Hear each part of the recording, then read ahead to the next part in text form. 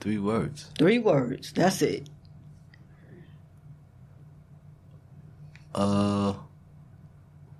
It should be God first.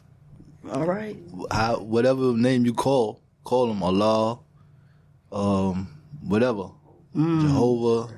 It doesn't matter. It's only one God. Because it's all the same principles. All right. Family. Well,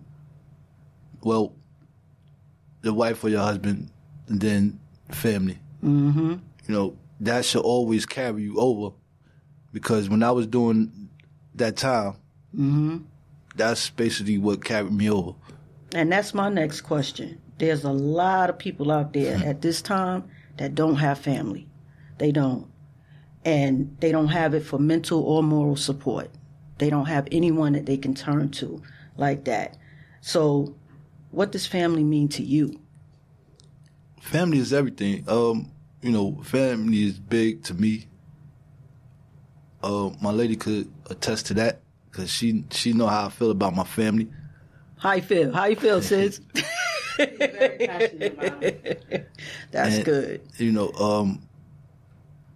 My mother and my father, they both taught me, what family should be. My grandmother too. But, through them, I seen what family is and how they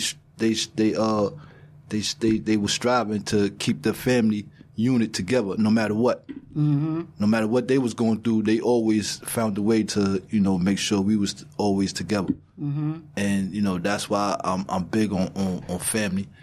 And, that's in God. And that's that's big. That is. That is. It is. Man, we can be in here just cutting up, just shouting in here, because I'm telling you, when you think about the goodness, and a lot of people don't want to get into that. That's a touchy thing about religion, but I'm going to tell you something. You better recognize who he is and who he is to you, because without that, we are absolutely nothing. And like you said earlier, it doesn't matter how many names, because he has so many names above everything. So it doesn't matter how you address him, because I talk to him just like, hey, listen. Regular conversation. You're going to have to do something for me, because, sometimes you just, you really have to have, because everybody say, you go to the church. That's fine. That's fellowship. Right. You know what I mean? But it's really what's in your heart. Right. That's your church, your heart, and the pure intent of that, But I'm just saying today, y'all, listen here. We all go through stuff, but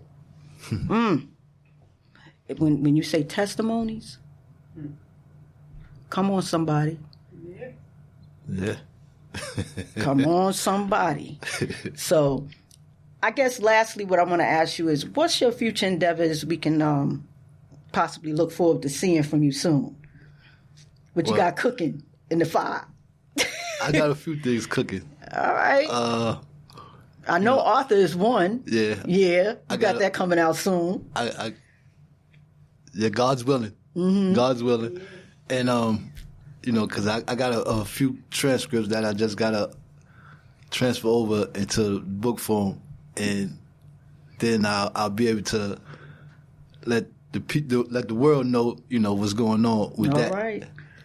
But I got something coming. All right. What about, anything in the community? What you got going? Yeah, matter of fact, me and one other person named Fly Tie. Okay. If y'all know Shout out to Fly Tie. If y'all know what I'm talking about, then y'all know. But we was talking about, a couple things dealing with the community. And, even if we got to come out of our own pocket, that's something that need to be done, because all this violence and all this that's going on is unnecessary and uncalled for. So, if we give them something to do as being the big homies, from the area, from 40 projects or whatever, just start there, and then we could branch out or whatever, and, because the big homies when I was coming up, when we was coming up, they looked out for the community. They did. And so it's only right if we do the same thing or try to emulate them Exactly. to a degree. Like I said, they just need somebody to set example. That's it. Somebody that it's not always about violence. It's not always, and I feel that's a way of, trying to be, but yet, and coming from your standpoint where you can be like, listen, I done been there, done that.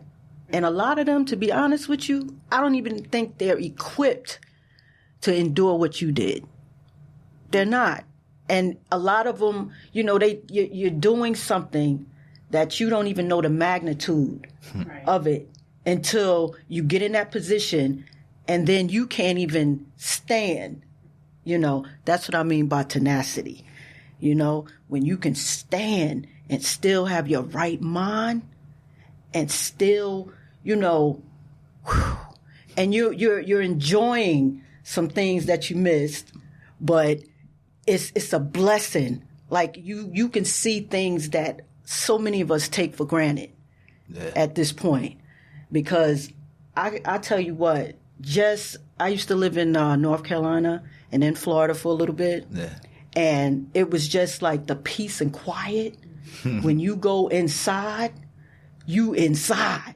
You can do what you want to do, walk around, nobody don't bother you, and all you hear is the crickets. Yeah. You don't hear all that other stuff. Yeah. And sometimes it's hard to fall asleep because it's like, dang, this is too quiet. But that's living. Yeah. That's living. Yeah, It really got is. peace of mind. It is. Well, my brother, I want to thank you and the missus for coming to the show. This was wonderful. This was wonderful. And I want to thank God, because if it wasn't for him, none of this would be possible for me. My kings and queens, thank y'all for tuning in. Along with the continued support, which is greatly appreciated. And remember, there's nothing to lose but a try.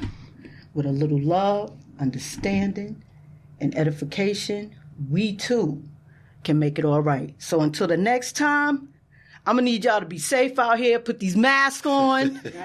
Get on your knees and thank him. And let me shout out to the Jackson family. Let me shout out to the Graham family. And I want to shout out to my Chrissy Poosh, you know who I'm talking about, and the Stokes family. Much love, y'all. Bye.